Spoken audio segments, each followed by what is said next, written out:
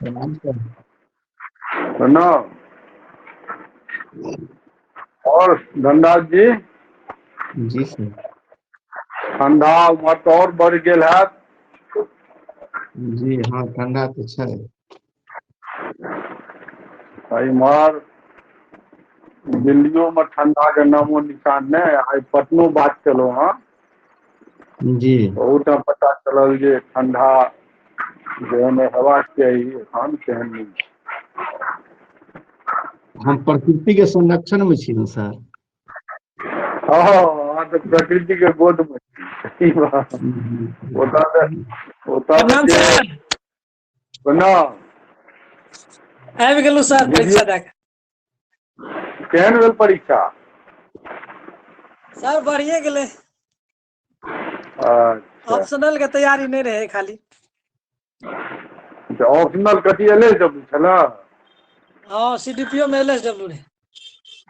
अच्छा अच्छा। कहे चलू जतेक मतलब अपन तैयारी छलऽ परीक्षा देलियै ने। जी देलियै ओते। आब अहाँके ई 67वीं BPSC में भऽ जायत फाइनल। जी बस सर खाली मुर्गा। संतोष जी के सर तऽ 9टा टेस्ट लिख के एलखिन हन, तऽ आब हिनका की चाही? आ बाकी अहाँ वाला जे है से ई ऑप्शनल वाला अहाँ के जे आशीर्वाद से भइए टा जेतै, दिक्कत किछु जी नहीं। अहाँ का आशीर्वाद रहते सर। हाँ और कहीं खाली GS का स्टैटिस्टिक्स का जी नीक जकाँ तैयारी करू।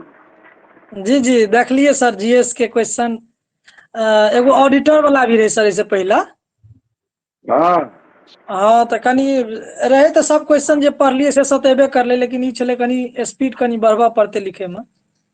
हाँ स्पीड लिखै में में कनी पीछे स्पीड। रह जाते। हाँ वो तो हम किया सर? ट्रेनिंगे कहलहुँ जे जी अहाँ कहते रहिए पहिलो से कहते रहिए कि स्पीड अहाँ बनू। DA जे बनबऽ लगे छियै ना, तो कुछ क्वेश्चन जे छै ओहिमे कम समय दे पावलिए। नहीं तो DI जे बनाब ना, जी तो DI में ई ध्यान राखब, DI में ऑप्शन रहै छै ने कोन हम बनाबी। जी एक बेर क्वेश्चन भेले कि भारी वाला पकड़ लेलिए, ओकरा बाद में ओकरा छोड़ऽ पड़ले, दोसर बनेलिए आसान वाला। तब ओहि में हाँ तत्काल कुछ टाइम तो चलि गेले, कंज्यूम भए गेले ओते में। वो DI आधा घंटा में जतेक DI बना, हाँ आधा घंटा में बनि जाइ छै। और DIO बनबै के प्रैक्टिस अहाँ रोज करबै ना, जी तो आधा घंटा में जिनकर साइंस बैकग्राउंड छनि तो हुनका और जल्दी बनि जाइ छनि। नहीं सर, हमें सर कहियो प्रैक्टिस क्या के नहीं गेलिए, डायरेक्ट ओते बनेलिए। एके दुए दिन प्रैक्टिस केलिए। तब फर्स्ट दिना तो दुनू DA बन गया 72 नंबर 72 एकदम पूरे सही। सेकंड दिना कनी हाँ हार्ड पूछ देलके दोसर एग्जाम में, यानी CDPO अच्छा। वाला में। तो एगो बनेलिए, एगो में दूगो क्वेश्चन रह गेले। नहीं DI रोज अभ्यास करू। जी 1 घंटा जे DI बनबै में रोज दियौ। 1 घंटा DI के लेल राखू। जी अब यहाँ करबे सर, 1 घंटा DA डेली बनेबे जे जल्दी ओते बन जाए। एक बार आधार देखल गेलै है, एखन तक देखल गेलै है जी जे ई मैथिली अपन ऑप्शनल सब्जेक्ट अहाँके DI अगर इम्हर कतौ डैमेज हैत ना GS में ऑप्शनल में, मान लिअ जी कतौ अगर डैमेज भेल तो ओ DI अगर अहाँ बढ़िया से बनेने रहबै सही तो ओ मेकअप कए देत। अहाँके जी मेरिट लिस्ट से बाहर नहीं हेबऽ देत। अगर जी DI बढ़िया से बना देलिए जी आ इम्हर अहाँके ऑप्शनल सब्जेक्ट सेहो बढ़िया चलि गेल, अहाँके जी रैंक बढ़िया आबि जायत। जी तो DI के रोज अभ्यास करू। जी और अहाँ संतोष जी नहीं भेजलहुँ अखन तक? अच्छा अहाँके तो परीक्षे छलै। हाँ कोई आइ सर एबे करलू हम पटना से। आइए अभी पहुंचबे करलू शाम में। नरेश जी अहाँ नहीं भेजलहुँ अखन तक?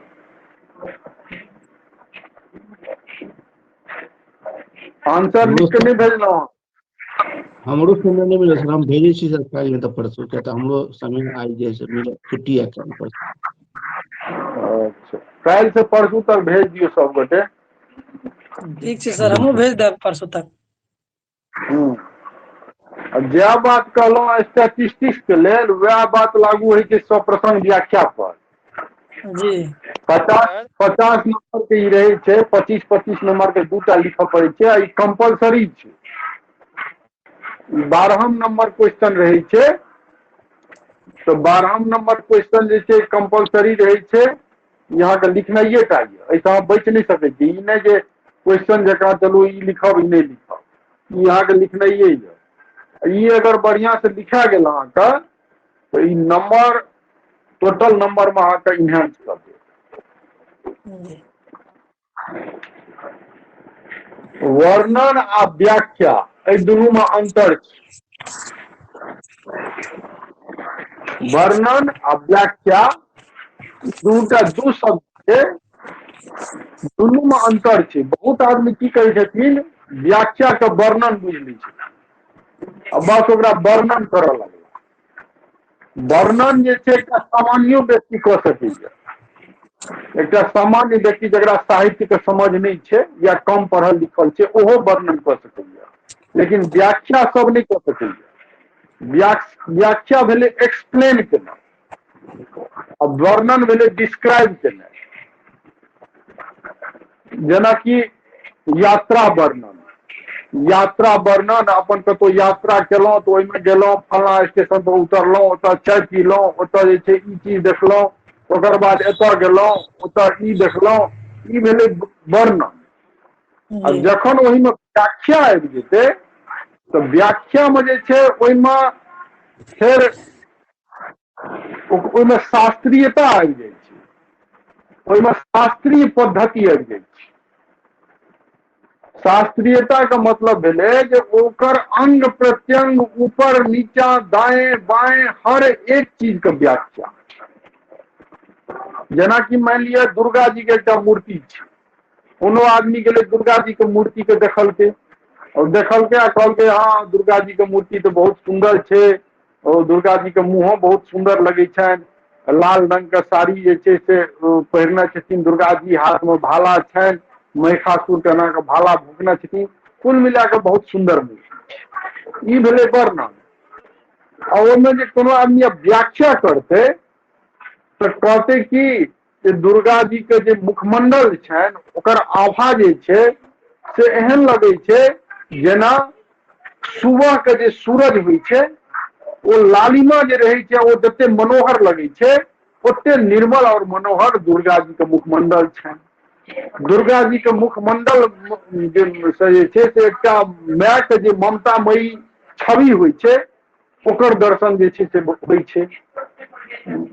आब अंग प्रत्यंग में जे आभूषण छै तकरो अलग ढंग से ओकरा जे छै, ई भेलै व्याख्या। तो व्याख्या आ वर्णन दुनू में अंतर छै।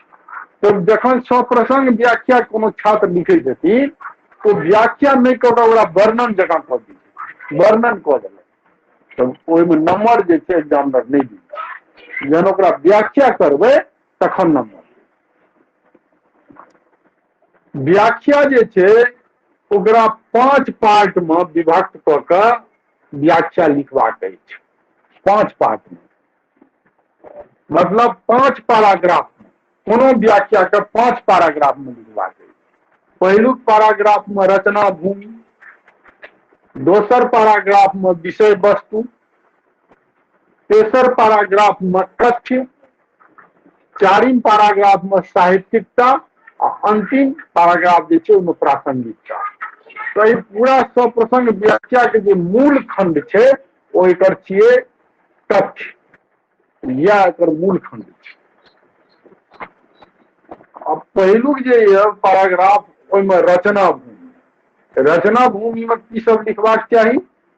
रचना भूमि में लिखबाक चाही, अब जो पंक्ति छै ओ जे रचना कोन रचना से लेल गेल छै, वो रचना के नाम, दोसर रचनाकारक नाम, ओहि रचना के रचनाकार के छथिन तिनकर नाम, रचना के स्रोत, वो रचना जे रचनाकार केलखिन ओकर स्रोत की छियै, कोन चीज से प्रभावित भऽ कऽ से ओ रचना केलखिन। जेना विद्यापति, विद्यापति के श्रृंगारिक काव्य जे छनि ओ जयदेव से प्रभावित छै, जयदेव के गीत गोविंद से।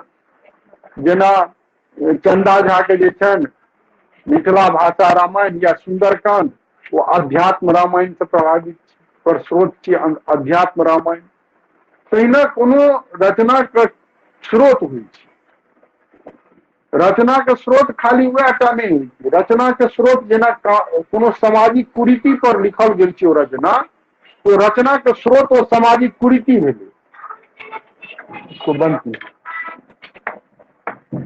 रचना के स्रोत जे छै से ओ सामाजिक कुरीति भेलै। या तो कोनो रचनाकार ओ समाज में रहै छै, ओ समाजक एकटा अंग छियै, ओ समाजक कुरीति के देखलकै तखन ओकरा अपना रचना में व्यक्त केलकै, तो ओकर रचना के स्रोत ओ सामाजिक कुरीति छै। अब वो रचनाकार जे छथि से ओ केहन रचनाकार छथि, कोन टाइप के रचनाकार छथि? किया तऽ प्रत्येक रचनाकारक जे छै से एकटा बीज भाव होइ छै। प्रत्येक रचनाकार के एकटा बीज भाव होइ छै, जैसे ओ रचनाकार जानल जाइ छै, पहचानल जाइ छै। जेना कि यात्री प्रगतिवादी कवि थिका, प्रगतिवादी रचनाकार हिनका मानल जाइ छनि। अपन रचना में दलित, शोषित, पिछड़ा, सर्वहारा वर्ग के पीड़ा के, ओकर जीवन के चित्रित करै छथि। एहि प्रकारक ई रचनाकार छथि। राजकमल ई जे छै स्त्री विमर्श के प्रश्रय देलनि, और संगे ई मनुष्य तीनटा जे छै से मूल प्रवृत्ति मानलनि, आत्मरक्षा, बुभुक्षा आ यौन पिपासा। हिनकर प्रत्येक रचना में ई प्रवृत्ति देखल जाइ छै।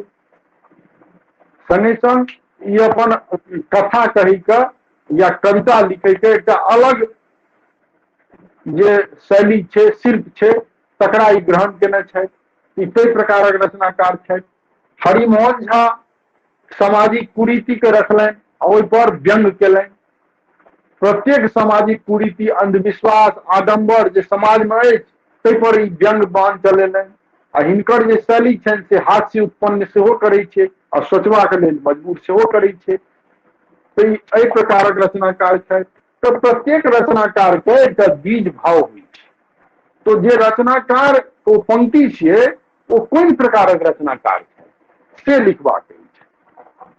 दोसर जे एकर पाठ छै, समझ में आबि रहल यऽ ना कि कोनो दिक्कत बुझबा में? नहीं सर, कोई दिक्कत नहीं, समझ में आ रहल छै।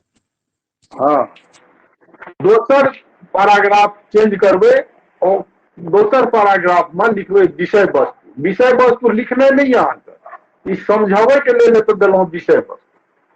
दोसर पैराग्राफ में विषय वस्तु रहतै। विषय वस्तु में की रहतै? वो कृति के मूल विषय वस्तु के संक्षेप में वर्णन। अब वो कृति जे छै तकर मूल विषय वस्तु की छियै? जेना लड़का पाग लऽ लिअ, कन्यादान उपन्यास लऽ लिअ, ओकर मूल विषय वस्तु की छियै? ओ कृति जे छै रचनाकार के, ओकर मूल विषय वस्तु से लिखबाक अछि। ओ कृति मतलब जैसे ओ पंक्ति लेल गेल छै ताहि कृति के मूल विषय वस्तु के संक्षेप में वर्णन।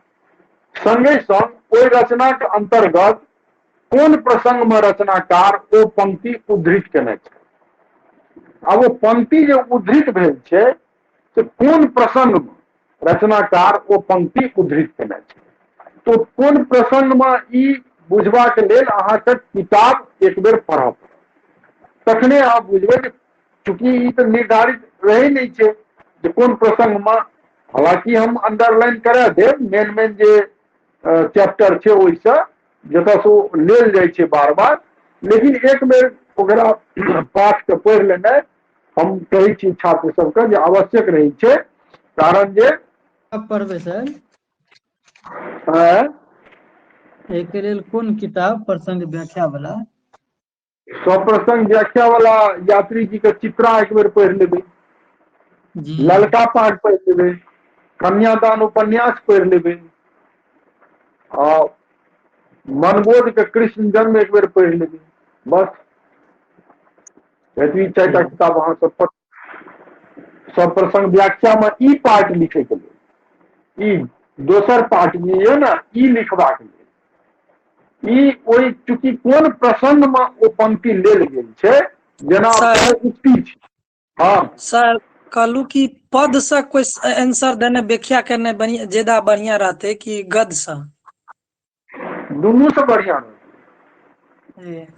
दुनू से बढ़िया रहतै। कोनो ई नहीं छै जे गद्य से लिखू या पद्य से। अहाँ देखियो जे 4टा किताब जे कहलो ना एहिमे से लिखबै तऽ ओहिमे जतेक चीज छै ई सबटा बात अहाँ ओहिमे दऽ सकै छी। अब अहाँ लिखबै ओतऽसँ सुंदरकांड से लिखबै तऽ ओ तऽ पौराणिक कथा छियै ना, ओहिमे बहुत बात अहाँ नहि लिख सकै छी। बस ई ओहिमे साहित्यिकता अहाँ लिखबै, साहित्यिकता लिखबै। ई दोसर ई कथ्य वाला जे छै ओहिमे ज्यादा अहाँ नहीं लिख सकै छी। विषय वस्तु तऽ अहाँ लिख देबै, रचना भूमि लिख देबै, मेन पार्ट जे छै एकर कथ्य ओ अहाँ नहीं लिख सकै छी ओहिमे ज्यादा, किया तऽ पौराणिक कथा छै। कोनो सामाजिक समस्या, सामाजिक कुरीति पर कोनो रचना भेल छै, सामाजिक समस्या पर भेल छै, ओहिमे अहाँ ज्यादा लिखै के गुंजाइश छै, ज्यादा लिख सकै छी। तऽ एहिमे जे छै से दोसरमे विषय वस्तु, कृतिक मूल विषय वस्तु के संक्षेप में वर्णन, संगे ओहि रचना के अंतर्गत कोन प्रसंग में रचनाकार ओ पंक्ति उद्धृत केने छथि। जेना कोनो उक्ति छै, कोनो उक्ति के राखल गेलै, ओ पंक्ति उद्धृत कयल गेलै, तऽ ओ उक्ति जे छै के ककरा से कहि रहल छै, के ककरा से आ कोन प्रसंग में कहि रहल छै, ओ अहाँके एहिमे दोसर पार्ट में लिखबाक यऽ। तो आब मानि लिअ कन्यादान उपन्यास छै, तो ओहिमे झारखंडी नाथ जे सकरी जाइ छथिन तार पढ़बै लए डॉक्टर से, ओतुका झारखंडी नाथ के उक्ति अगर पंक्ति में उद्धृत केलखिन, या जे वैवाहिक जे बुचिया आ सीसी मिश्र के जे विवाह होइ छै, जहन बेदी पर बैसै छथिन बर कन्या दुनू, तखन जे उपन्यासकार हरिमोहन झा ई कहै छथिन, ओ लगभग जे छै 2 पेज में छै, जे ई वैवाहिक मंत्र जे पढ़ायल जाइया ओकर अर्थ जे छै बर कन्या क्यों नहीं बुझै छै। अब वैवाहिक मंत्र में कतेक विशिष्टता छै, कतेक गूढ़ अर्थ छै ओकर, ई बात क्यों नहीं बुझै छै, ओकरे ओ 2 पेज में लिखने छै। अहूठाम से उठा कऽ 10टा पंक्ति राखि देल जाइ छै। तऽ कोन प्रसंग में ओ पंक्ति लेल गेलैया ई अहाँके बुझल रहबाक चाही, तखन अहाँ दोसर पैराग्राफ में ई चीज लिख सकै। तेसर छै एकर, तेसर पैराग्राफ में लिखनाइ ये कथ्य। एकर मूल खंड जे छै इएह छै, एहिमे आप बहुत बात लिख सकै छी। तेसर पार्ट में कथ्य के मतलब होइ छै कोनो रचनाकार जे कहऽ चाहै छथिन अपन रचना में, जे कहऽ चाहै छै, कोनो व्यक्ति जे कहऽ चाहै छै या जे कहलकै अछि, ओकरा कहै छै कथ्य। भावार्थ प्रत्येक रचना नहीं, भावार्थ नहीं, भावार्थ के मतलब भेलै ओमे कोन भाव छै तकर अर्थ। कथ्य मतलब जे रचनाकार कोनो अपना रचना में कहऽ चाहै छै, जी जे ओकर मूल विषय वस्तु छै ओहि रचना के। जेनाकि कन्यादान उपन्यास लऽ लिअ, रचनाकार की कहऽ चाहै छै, हुनकर कथ्य की छै। जे बेदेल विवाह के समस्या छलै मिथिला में, जे कम पढ़ल लिखल या अशिक्षित कन्या के संगे पढ़ल लिखल बर संगे विवाह कऽ देल जाइ छलै। कन्या के जे छै पढ़ेबाक आवश्यकता नहीं बुझै छलै लोक, कन्या के जे छै दान करबाक वस्तु बुझै छलै, ओकरा दान कऽ देलहुँ। ई जे सामाजिक समस्या छलै तकरा हरिमोहन झा अपन रचना में कन्यादान में रखलखिन। तऽ इएह भेलै कथ्य, इएह बात ओ कहऽ चाहै छै। यह बात एतबी नहीं, ओ प्रत्येक जे मिथिला के जे सामाजिक कुरीति छै, आडंबर छै, अंधविश्वास छै, तकरा ओ डेग डेग पर झलकेलखिन, ओहि पर व्यंग से प्रहार केलखिन। वएह भेलै कथ्य। ओ ई बात कहऽ चाहै छथिन, वएह बात ओ रचना में रखल, ओकरे कथ्य कहै छै।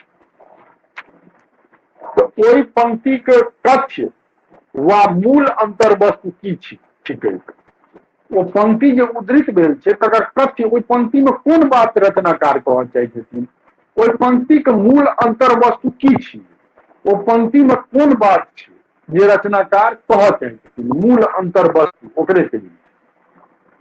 ओ पंक्ति जीवन, समाज ओ इतिहासक कोन दबाव से निर्मित भेल अछि। ओ पंक्ति जे उद्धृत भेल छै ओ जीवन मानव जीवन, समाज आ इतिहासक कोन दबाव से प्राचीनो काल में जखन ओ रचना भेलै ओहिसँ पहिने कोन एहन बात छलै आ ओ चलि आबैत रहै छलै जे कि रचनाकार के बाध्य कऽ देलकनि जे ओ रचना करथिन। ओ सामाजिक दबाव कोन छलै, इतिहास के कोन एहन दबाव छलै जाहिसँ रचनाकार बाध्य भऽ गेलखिन ओ रचना करै के लेल। तऽ ओ पंक्ति जीवन, समाज ओ इतिहासक कोन दबाव से निर्मित भेल अछि। उद्धृत पंक्ति वर्तमान आधुनिक जीवनक कोन प्रश्न के संबोधित करैत अछि। ओ रचना में जे व्यक्त भेल छै, पंक्ति में जे बात छै उद्धृत पंक्ति में, ओ वर्तमान आधुनिक जीवन में सेहो ओ समस्या या ओ बात छै कि कोनो प्रश्न एहन ठाढ़ छै वर्तमानो समय में जे रचनाकार ओहि समय में ओ रचना केलखिन आ जैसे ओ पंक्ति लेल गेल छै वर्तमानो समय में की ओ बात छै समाज में, ओहि प्रश्न को ओ पंक्ति संबोधित करे छै। अगर करे छै तो बात के अहाँके लिखनाइ संगे तुलनात्मक विचार देनाइ अछि। एहि में तुलनात्मक विचार अहाँके देनाइ कि ओहि प्रकारक रचना जे छै या ई बात जे ओ पंक्ति में छै जे रचनाकार कहि रहल छथिन ओही प्रकारक बात जे छै कोनो और रचनाकार ओहिसँ पूर्व अपना रचना में लिखलखिन अछि या वर्तमान कालक कोनो एहन रचनाकार छथिन जे ओहने बात के अपन रचना में रखलखिन अछि। अगर ओ रखलखिन अछि तो अहाँके तुलना केनाइ जे ओ कोन प्रकार से रखने छथिन आ ई जे पंक्ति के रचनाकार छथि ओ केहन हुनकर जे छै से रचना में ई भाव व्यक्त छनि, दुनू में तुलना केनाइ। जेना चंदा झा आ यात्री, चंदा झा जे छै सेहो सामाजिक समस्या, देश दशा, महंगाई, भ्रष्टाचार और गरीबक शोषण तकरा जे छै अपन रचना में व्यक्त केलखिन। ओहिसँ 10 बेर आगू बढ़ि के यात्री जी एहि सब बात के अपन रचना में रखिन। अगर यात्री के कोनो रचना पर प्रसंग व्याख्या कोनो पंक्ति से भऽ रहल छै तऽ चंदा झा से हुनकर तुलना कयल जा सकै छै। तहिना अगर कोनो रचना के बात करी तो सुंदर कांड जे छै मिथिला भाषा रामायण चंदा झा के, ओकरा ओहिमे जे पंक्ति छै कोनो प्रसंग में तकरा रामचरितमानस के ओ पंक्ति से तुलना कयल जा सकै छै आ तुलसीदास आ चंदा झा के तुलना कयल जा सकै छै। तऽ तुलनात्मक एतऽ जे छै विवरण देनाइ छै। ओकर बाद चारिम पर जे छै सर पैराग्राफ। हिंदी के साहित्य से तुलना कऽ सकै छियै? हाँ बिल्कुल बिल्कुल कह सकै छी। हिंदी साहित्य में अगर कोनो रचना छै, कोनो एहन पंक्ति छै ओहिसँ एकदम बिल्कुल कह सकै छियै। जेना सर सूरदास बाल रूप के चर्चा केना छै और हाँ मनबोध भी केना छै, तऽ दुनू के अगर कोई प्रसंग हेतै तऽ कह सकै छी? बिल्कुल कह सकै छी, बहुत सुंदर। आराम से एकरा लिखबै तो अहाँके नंबर जरूर दू नंबर 4 नंबर ज्यादा अहाँके। ठीक छै। ओकर बाद चारिम खंड जे छै एकर साहित्यिकता। आब साहित्यिकता में की सब अबै छै? शब्द रचना, वाक्य खंडक संयोजन।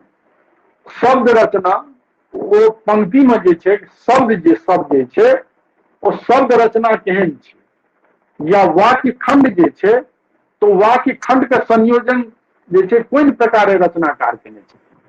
अगर ओ पद्य छियै, अगर ओ कविता छियै तऽ ओहिमे बिंब, प्रतीक, रस, छंद, अलंकार आदि केहन छै तकर वर्णन केनाइ है, तकर व्याख्या केनाइ है। अगर पद्य छियै तऽ बिंब, प्रतीक, रस, छंद, अलंकार आदि। अगर गद्य छियै, अगर गद्य से ओ लेल गेल छै, उपन्यास से लेल गेल छै, कथा से लेल गेल छै पंक्ति या नाटक से लेल गेल छै तो भेलै गद्य। तऽ गद्य से लेल गेल छै तो ओहिमे भाषा केहन छै, शब्द संरचना केहन छै, ओ पंक्ति में कोनो जीवन दर्शन एहन छै तो ओकर व्याख्या केनाइ छै। ओहिमे जे छै रचनाकारक भावक जे सूक्ष्मता छै, कोन प्रकार के भाव ओ पंक्ति में व्यक्त केने छथिन ओहिमे कोन सूक्ष्म बात जे छै, एकटा होइ छै स्थूल आ एकटा होइ छै सूक्ष्म। एकटा होइ छै ऊपरी नजर से देखला पर से लगै छै जे हाँ ई चीज छियै। ओहिमे कोनो सूक्ष्म बात, एहन मिहीन बात छै ओहि पंक्तिमे, तो रचनाकारक भावक सूक्ष्मता आदि बातक जे छै से व्याख्या केने अछि। तकर बाद पांचम आ अंतिम एकर खंड छै प्रासंगिकता। प्रासंगिकता तो मतलब होइ छै रिलीवेंसी, रिलीवेंट। तो प्रासंगिकता में जे छै से उद्धृत पंक्ति आधुनिक समय में कोन, आधुनिक समय में प्रासंगिक अछि कि नहीं। जे उद्धृत पंक्ति में जे बात है वो आधुनिक समय में वो एखनो प्रासंगिक अछि। आधुनिको समय में वो बात कतौ छै, ओकरा कहै छै प्रासंगिकता। माने एखनो वो बात वर्तमानो समय में यदि होय तो ओहि बात के चर्चा करनाइ छै। एहिमे जे छै सकारात्मक विचार रखनाइ अछि, कोनो निगेटिव बात नहीं रखनाइ अछि, सकारात्मक विचार। रचना में विचारक विशिष्टता, रचनाकार जे ओहि रचना में या ओहि पंक्ति में जे बात रखने छथिन, जे विचार रखने छथिन, ओकर विशिष्टता आ अर्थवत्ता, ओहिमे कोन विशेष बात निकलि कऽ अबै छै, कोन जे छै विशेष आ गंभीर अर्थ ओहिसँ ध्वनित होइ छै, एहि बात के लिखने छै। एहिमे अंतिम में जे छै प्रासंगिकता लिख कऽ ओकरा समाप्त कऽ देने छै। तो सप्रसंग व्याख्या जे छै अहिना लिखनाइ अहाँ सबके, ई नहि जे वर्णन कऽ देलियै। आब अहाँ सब ई कहू जे सप्रसंग व्याख्या जे लिखलहुँ हँ, हम तो पढ़लहुँ हँ नहीं एखन तक किनको, लेकिन जे लिखलहुँ हँ से की एही लाइन पर लिखलहुँ हँ आ कि कहुना लिख देलियै, से बताउ। विकास जी अपन सबटा भेजलथि हँ, वएह लाइन कहता। के जतेक हाँ हाँ जतेक सड़क हमर आवाज जाइए सर? हाँ अबैया। अखन जतेक बतेलियै ताहि लाइन के हमसब मतलब पूरा पूरा एहि चीज के अनुपालन करैत नहीं लिखलहुँ हैं। एकरा आब जे छै से प्रयास करबै जतेक बतेलियै एही अनुसारे लिखऽ के सप्रसंग व्याख्या। वएह ना कहलहुँ ना जे सप्रसंग व्याख्या जे छै व्याख्या जकाँ लिखबाक यऽ, आ एना यदि अहाँ लिखबै तो एकदम भरपूर नंबर सप्रसंग व्याख्या में भेटत अहाँके।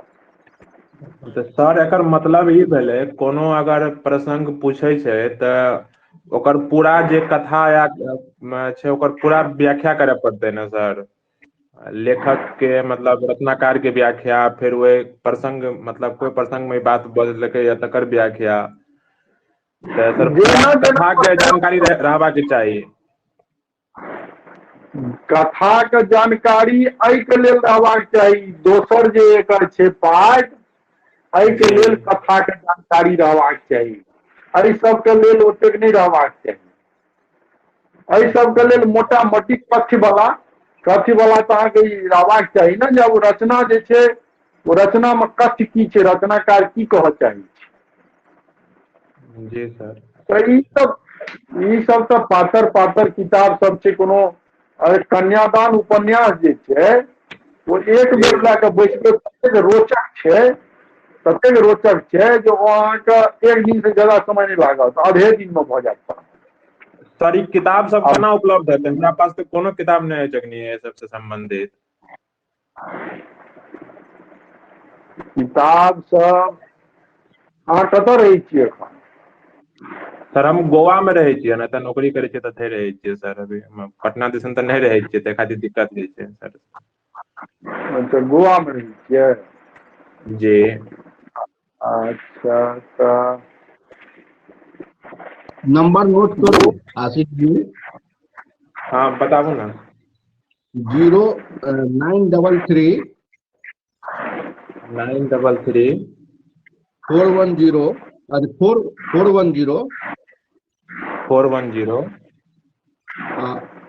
2305। ई जे शेखर प्रकाशन छै पटना, वहां से सब बुक मिल जाएत अहाँके। फोन एकरा करके से हुनका बात से करला पर ई कहियौ सब उपलब्ध करा देतै? जी एकरा से बात करला पर ई सब किताब उपलब्ध करवा देतै यह ना? बिल्कुल बिल्कुल सब मिल जाएत, सब मिल जाएत। हम हुनके से मंगवा बात देंगे। बात करियो, बात करके देखियो। जी सर ओना एकरा बात ओतऽ करै जे छियै। सब जगह जे छै, हर शहर में तऽ आइ काल्हि मैथिल संस्था सब रहै छै। जी ओहूठाम पता करबै, अगर मैथिल संस्था हेतै जी तऽ ओ सब किताब रखै छथिन। अच्छा तऽ सर भऽ पता करै सकैए छियै कि कोना सब सम्बन्धित छै तऽ। भऽ सकैए ओहूठाम से अहाँके मिले। तऽ बस सर ई एहिठमा लिखैके दिक्कत छै लेल ने, हिन्दियो के किताब सब सर बहुत मुश्किल से भेटै छै, या तऽ नहिये भेटैत अछि एहिठमा। तऽ ताहि ओ खातिर कनिटा बेसी समस्या सर भए रहल अछि, एहिठमा से की करल जाय। ई तऽ अहाँके किताब सब ई टाइपके अगर समस्या छात्र सबके छनि तऽ किछु किताब जे छै, हमहूँ भविष्यमे जी ई सब सबटा इकट्ठा कए कऽ रखै छी, आ ओ बाइ पोस्ट जे छै भेज देबनि स्टूडेंटके। कारण सर जे अगर एहि तरह से एकटा कुछ भए सकै छै तऽ बहुत अच्छा भए जेतै, मतलब कि अपना से सिलेक्शन करला पर फेर कोन ओहिमे छुटतै कोन ओहिमे एतै से समझ मे सर नहि आबै छै ओते ने। हम तऽ ई प्लान कए रहल छी ने, जे जेना हम जे किताब भेजबै तऽ ओहिमे जी सबटा हम अंडरलाइन पहिनैए कऽ देबै। अच्छा ओ किताब अंडरलाइन रहतै जे सब प्रसंग व्याख्या के दृष्टिकोणसँ कोन कोन जे छै चैप्टर स्टूडेंट के देख लेबाक चाही, जाहिसँ अबैके सम्भावना रहै। ओ अच्छा हम सर भेज देब तऽ ओ अपन जे छै देख लेथिन, आ ओकर बाद सब प्रसंग व्याख्या ओहिपर कियाकि किताब पढ़ला के बाद सर जे अहाँ बतेलियै हन ऊपरको क्वेश्चन सब, ओकरो सब में बेसी समझ विकसित भए जेतै। अहाँ तऽ हालांकि बहुत अच्छा से बतेलियै ये, लेकिन तखनो हूँ जब कोनो कोनो चीज के दिक्कत होइ छै तऽ ओ किताब पढ़ला से हमरा समझ से बेसी स्पष्ट भए जेतै हन, ओहि लिखे आर में बेसी सुविधा हेतै ओहिमे अगर। खाली ओ कहानी अहाँ बुझबै, लेकिन जतेक जी बात हम बता देलहुँ ने, जी सर ओहिसँ ज्यादा बुझैके जरूरते नहि पड़त, जरूरते नहि छै। नहि तऽ सर अहाँ किछु काफी किताब स्पष्टता से बतेलियै हन, ओहिमे काफी मतलब जे पहिले कुछो नहि समझैत रहियै से बहुत समझ लगलियै सर, बहुत अच्छा से लिखैयो लगलियै हन प्रयास केला से। आ जहन कि अहाँ मानि लिअ नया स्टूडेंट छी एखन मैथिली साहित्यमे, जी तऽ जे ओहिमे बहुत सारा किताब एहन छै, जी जेनाकि ललका पाग लऽ लिअ। ललका पागमे अहाँके एक दूटा कथा जे पढ़बै तऽ नीक लागत, आ ओकर बाद जी एतेक बोरिंग लागत, या एतेक ओ संश्लिष्ट ओकर भाषा छै, जे अहाँके जी समझमे एबे नहि करत। सर तऽ कम समय छै, कम समय में केना हम बेहतर करि सकै छियै, तऽ ओ दिशा निर्देश सर अहाँ से चाहै छियै, बस एहिमे कुछ तऽ और अधिक नहि करि सकै आब। सब प्रसंग व्याख्यामे हम एतेक चीज कऽ सकैत छी, एकटा चीज कऽ देब अहाँ सबके लेल, चूँकि समय कम यऽ, चूँकि जी हमरा लग तऽ सबटा किताब छै, तऽ सब जी प्रसंग व्याख्या के दृष्टिकोणसँ कोन कोन चैप्टर में कोन कोन लाइन जे छै, कतऽ कतऽ से ज्यादा इम्पोर्टेंट छै, ओ हम जी अंडरलाइन कए कऽ ओकरा कोशिश करब PDF फॉर्म में बना कऽ ओकरा स्टडी मेटेरियल में पोस्ट कऽ देब। हँ सर तऽ ओहो बढ़िआँ भए जेतै। और सर काल्हि जे भेजने रहियै मानक मैथिली वाला, ओ फाइल नहि खुलैत अछि, ओहिमे कुछ समस्या यऽ सर। हम तऽ खोलै छियै तऽ खुलि जाइ छै। नहीं सर वो नहीं खुलैया, हमही ओकरा फेर से एक बेर भेज देबै। नहि खुलै छै? नहि सर किनको नहि। समस्या बताबै अछि हमरा।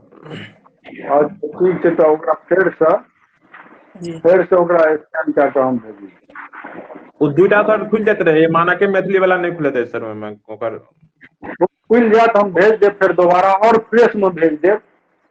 ओहिमे कनि ठीक काट कुट छै, और फ्रेश वला भेज देब, ई सबटा नोट कऽ सर लिअ। ई हँ लिखबै केना? ई लिखबै केना सर? ई तऽ बड्ड छोट है, आइ लिख देलियै यऽ। हम अहाँके जोगाड़ कऽ दै छी ने, हम बढ़ा दै छी कैमरा आगू, स्पष्ट भऽ जायत। जोगाड़ करब वएह तऽ हम कहलियै तऽ तते छोट भऽ गेल छै। आब देखा पड़ैया? पीछे नहि, बहुते आगे भए गेल सर, बहुते कटि रहल छै, कनि हल्का नहीं पीछे लए नहीं सर एकदम ठीक है, पाछा नहीं करियो, कनि कैमरा नहीं, के अलाइनमेंट चेंज करियो उम्हर। हल्का बायां साइड से कटि रहल छै, हाँ बस। नहीं नहीं आब एन्ने से बढ़िया है। सर, बायां एन्ने से सर, एहि साइड से। जी जी भऽ हाँ। गेल, भऽ गेल। ऊपर में कनी सर हाँ अब ठीक है। ऊपर हाँ ऊपर का तो लास्ट में लिखबे अच्छा ऑप्शन मेन मेन चीज सारा छै। अच्छा रुकू, ऊपर हम कह दिलहुँ, ऊपर वाला पहले लिख लिया, लिखल जहन भऽ जायत तो फिर एकरा हम नीचा कए देब तो नीचा चलि जायत। जी पहले ऊपर वाला लिखू आ जहन वो लिख लेब, देखे में अहाँके दिक्कत है तो फिर एकरा हम नीचा कए देब।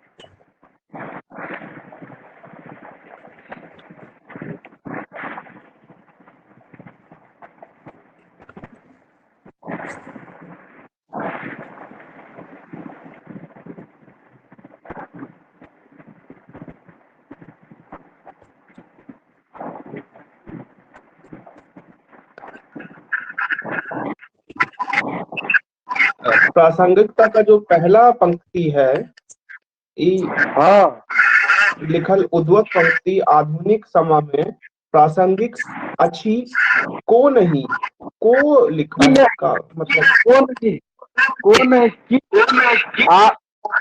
अच्छी आवाज कैसे नहीं है?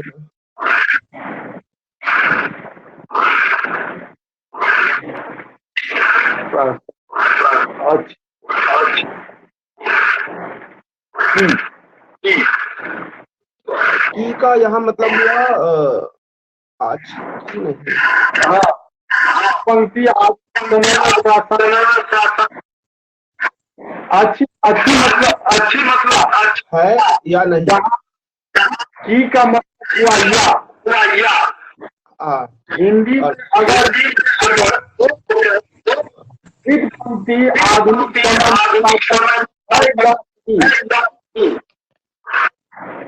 इसका कीवा भी बोला जाता है सर, इसके लिए या के लिए ना कीवा या की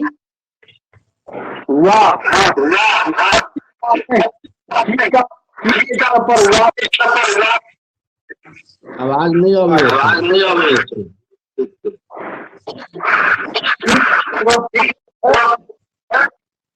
क्या ना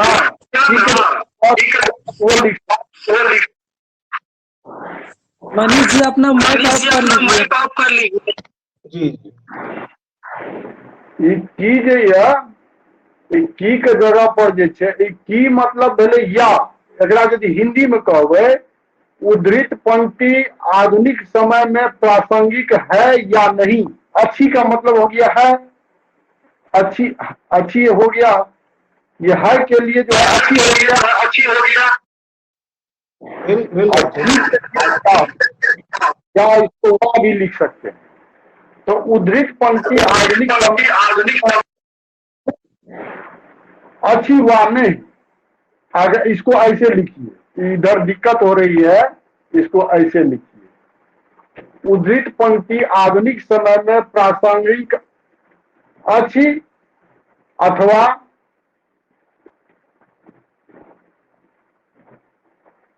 नहीं अच्छी। उद्धृत पंक्ति आधुनिक समय में प्रासंगिक अच्छी अथवा नहीं अच्छी। अब तो कोई दिक्कत नहीं है। अथवा नहीं या के लिए क्यों का इस्तेमाल भी करते हैं सर? नहीं भी लिख सकते हैं, यहाँ अथवा भी लिख सकते हैं, एक ही बात हुआ।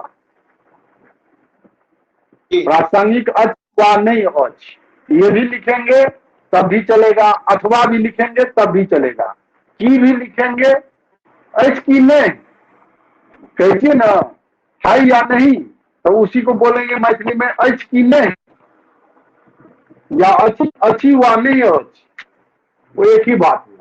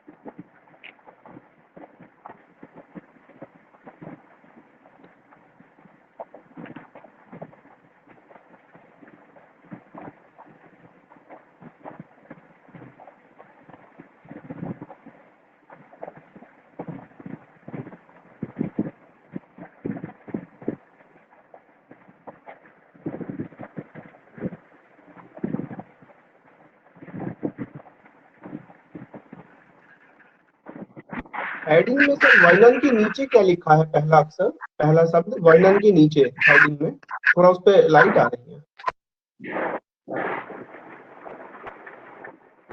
एक मिनट,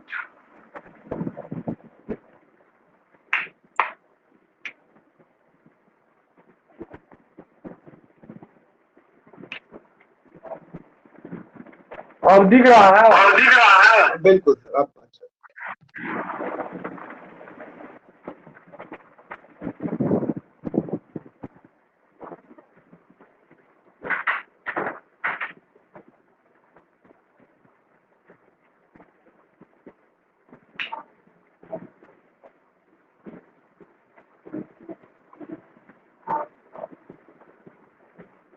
स्वप्रसंग व्याख्या की छियै रचनाकारक अनुभव, माने रचनाकार के जे अनुभव होइ छै कोनो, तकरे वो अपना रचना में व्यक्त करै छै।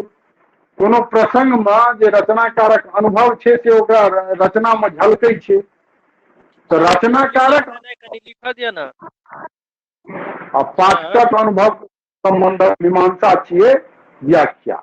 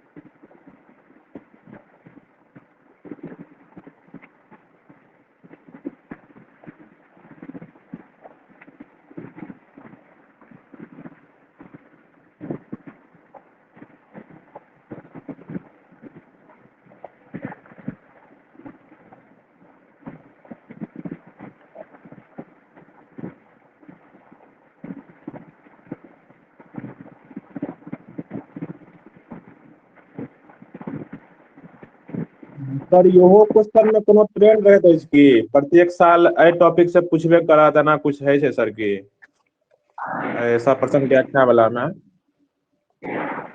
मैं प्रत्येक साल पूछबे करत एहन नहीं छै, लेकिन हर किताब में जे छै किछु पंक्ति सब हर एक चैप्टर में छै जैसे एबाक संभावना रहे छै, वही से लेल जाय छै। ई एकटा ओहिमे छै बात। क्वेश्चनो और में सर कोनो रिपीट केला नहीं नजर आबि रहल छै कि मतलब वो कोनो पूछलकै रहे तो फिर कोनो पूछते एहन कोनो नहीं हाँ, वो तो हमरा देखा।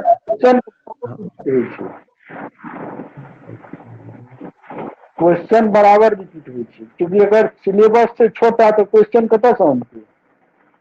क्वेश्चन वएह क्वेश्चन के रिपीट कऽ दै छै।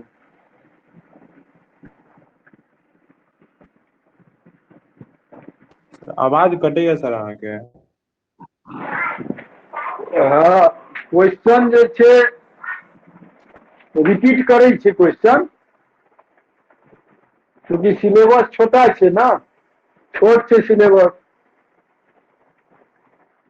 जी क्वेश्चन रिपीट।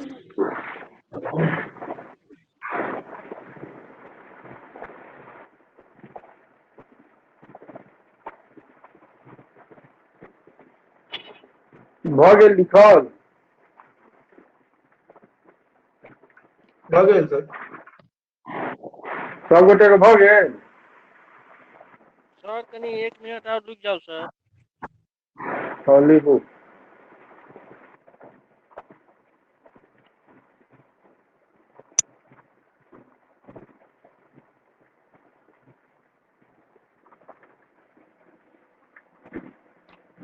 आपको इसमें कहीं समझने में दिक्कत हो रही है मनीष जी? कोई शब्द ऐसा जो समझने में नहीं आ रहा हो? समझ में आ रहा है सर। एक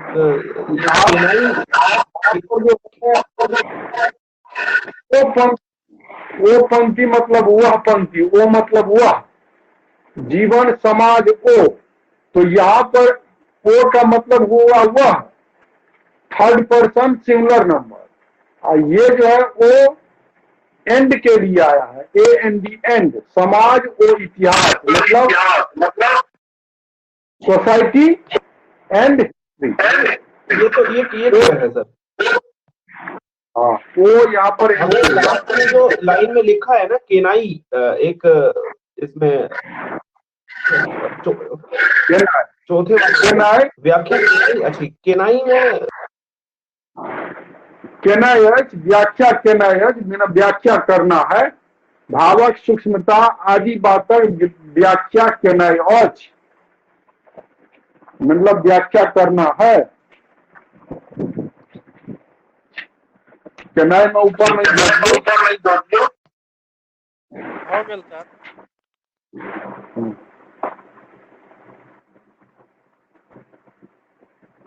भ गेल। हाँ सर हो गेल। जी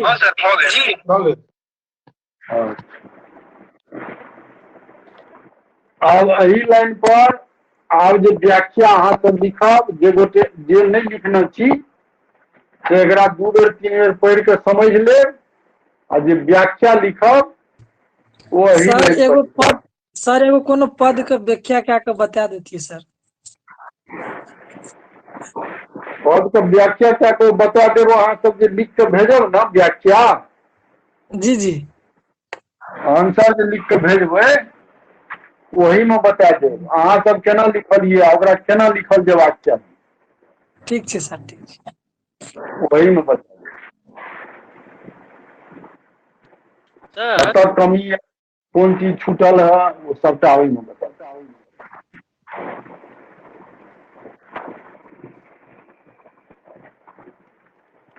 सर हाँ कहलहुँ हैं जे काल्हि जे हमरा सबके पहिल टेस्ट वाला जे क्वेश्चन देने रहिए हाँ ताहिमे 9 नंबर प्रश्न छलै, कृष्ण जन्मक महत्वक मूल्यांकन करू, तऽ मूल्यांकन शब्द के मतलब कोन सा कोरिलेट कऽ सकै छियै, ई डिस्क्राइब वाला सँ कि एक्सप्लेन वाला सँ, मतलब वर्णन सँ कि व्याख्या सँ?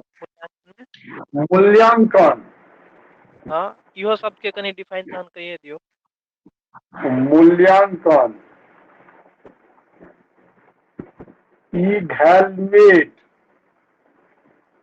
इवैल्यूएट के मतलब भेलै मूल्यांकन।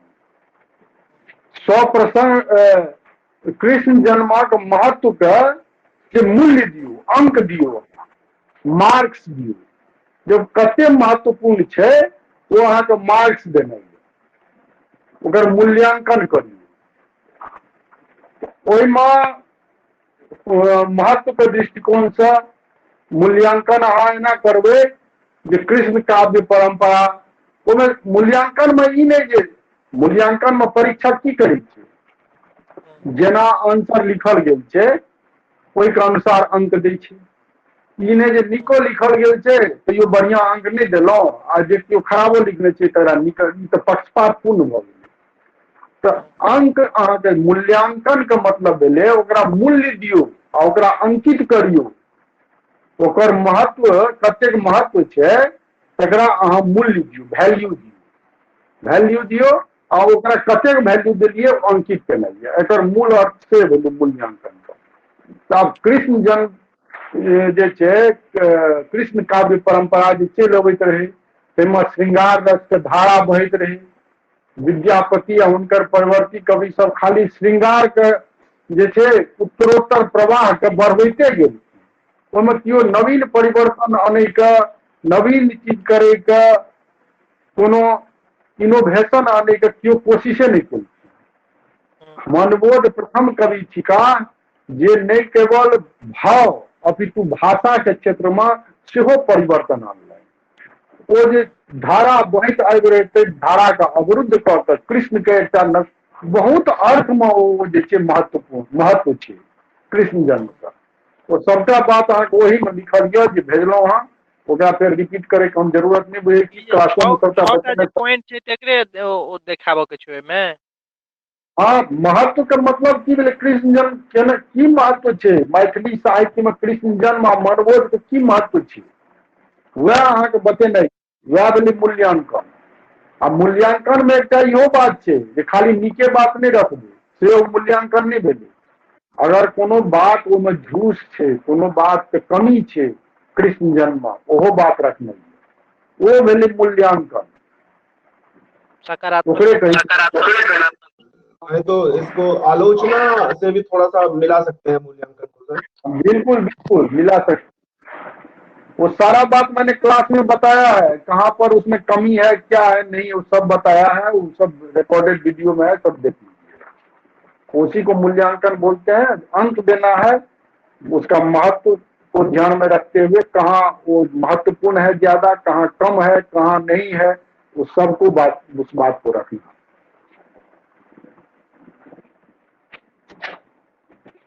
यह सब जे छै ने, यह सब होइ छै विवेचना। देखियो एगो और बात बता दै छियै, एही क्लास में बता दै छी, ई बात के ध्यान राखब, बात के ध्यान राखब। परीक्षण, परीक्षण करू,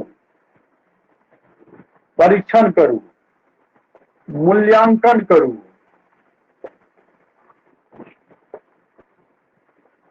व्याख्या करू,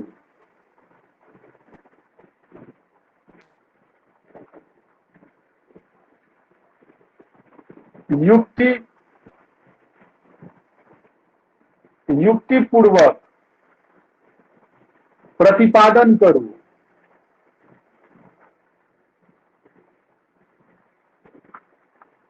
ई सबटा जे आत बात, हर बात का अलग अलग मीनिंग छै। अही पर क्वेश्चन लिखाई छै, या इहो छै कीवर्ड। खाली प्रश्न में वो जे बात जे शब्द आयल छै वहटा नहीं, जे वो विषय वस्तु से संबंधित छै, पोथी के विषय वस्तु से संबंधित वहटा कीवर्ड नहीं छै, इहो छै कीवर्ड। ई प्रश्न के नक्शा बदल दै छै आंसर पर। जे एखन बतेलहुं वो बुझिए मूल्यांकन ककरा कहै छै, परीक्षण, परीक्षण ककरा कहै छै, एग्जामिन, एग्जामिन केनाइ, एग्जामिन केनाइ। जे बात ओहिमे प्रश्न में राखल गेलै ओहि कथन के परीक्षण केनाइ, जे ई कथन कोई कतेक जे छै सही छै, कतेक नहीं छै सही, ओकर परीक्षण केनाइ, ओकरा परीक्षा लेनाइ, ओकरा जांचनाइ, ओकरे कहै छै परीक्षण। आ व्याख्या करू, व्याख्या के तो बताइए देलहुं, एक्सप्लेन केनाइ ये ओकरा। कोई जे बात कोई प्रश्न में राखल गेल छै तकरा एक्सप्लेन केनाइ, ओकरा कहै छै व्याख्या करनाइ। आ कोनो बात जे प्रश्न में राखल गेलै, कोनो कथन, ओहि कथन के समर्थन में अपन युक्ति दी, अपन तर्क दी, युक्ति पुरस्तर प्रतिपादन करू। देखने हेबै कते क्वेश्चन, या कते क्वेश्चन में रहत पल्लवित करू। मैथिली के क्वेश्चन में रहे छै पल्लवित करू। पल्लवित करू के मतलब यह सब में स्टूडेंट चकरा जाय छै कि पल्लवित के मतलब की भेलै, ओकरा समझे में नहीं होइ छै अब केना एकर आंसर लिखबै।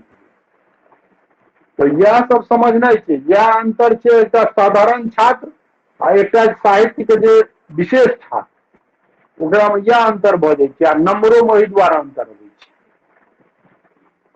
पल्लवित करू, पल्लवित करू के मतलब है पुष्पित, पल्लवित। कोनो बात जे छै ओकरा पल्लवित केनाइ छै, ओकरा जे छै विस्तार देनाइ छै। ओ बात जे कथन जे राखल गेल छै ओकरा और विस्तार देनाइ छै, ओकरे कहै छै पल्लवित केनाइ। ओहिमे ऊपर नीचा दायां बायां वो सारा जे छै से ओहिमे फिर रहे छै समीक्षा करू, समीक्षा। तो समीक्षात्मक लेख सब देखते हेबै, समीक्षात्मक आलोचना से हो रहती समीक्षा में, जे स्वस्थ बात कोनो नीक बात छै ओहो रहती, हर बात रहती, ओकरा कहै छै समीक्षा।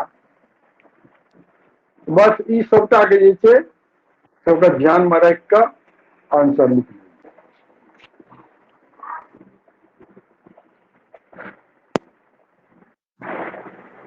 सर ई बात सब तो ध्यान में रखबै, लेकिन आंसर सर एहि पर केना फिर सेट करबै से ने बात छै। आंसर केना चेक करबै, सेट करबै मतलब मन में केना ओकर ड्राफ्टिंग क के लिखबै से। वो सब तो ताहि दुआरे ने टेस्ट लए रहल छी। टेस्ट किया लए रहल छी, प्रश्न सब हमें एहने ने एहने चेक करब ना, वहाँ आंसर लिखबै तो हम बतायब ना। ओतऽ की पूछलकै अहाँ की लिखलिए की लिखबाक चाही जेना क्वेश्चन पूछल जाइ छै बता देलहुँ मूल्यांकन करू परीक्षण करू प्रतिपादन करू वही चीज के ध्यान में रखनाइ है परीक्षण करे लए कहै छै तऽ एग्जामिन करे लए कहै छै प्रश्न के ओ जे कथन छै ओकर एग्जामिन केनाइ छै बात सही छै गलत छै कतेक अर्थ में सही छै कतेक अर्थ में गलत छै ओहि बात के संबंध में या ओहि मत के संबंध में कोनो विद्वान अगर कोनो मंतव्य अपन देने छथिन तो ओ मंतव्यों को ओतऽ रखनाइ है ओहि मत के रखनाइ है ओकरे कहै छै परीक्षण केना कहै छै प्रयोगशाला में जे परीक्षण करै छै जब ये आम्लीय तत्व छियै कि क्षारीय तत्व छियै तो ओकरा परीक्षण करतै तखने ने पता चलतै आ बाद में प्रूव्ड भऽ जाइ छै जे ई बात छै ओकरे भेलै वएह भेलै परीक्षण चलू तहन फेर काल्हि खन अब काल्हि 2 बजे तक से जिनका लिखल भऽ जाय काल्हि भेज देब जिनका नहीं हाथ लिखल से परसू भेज देब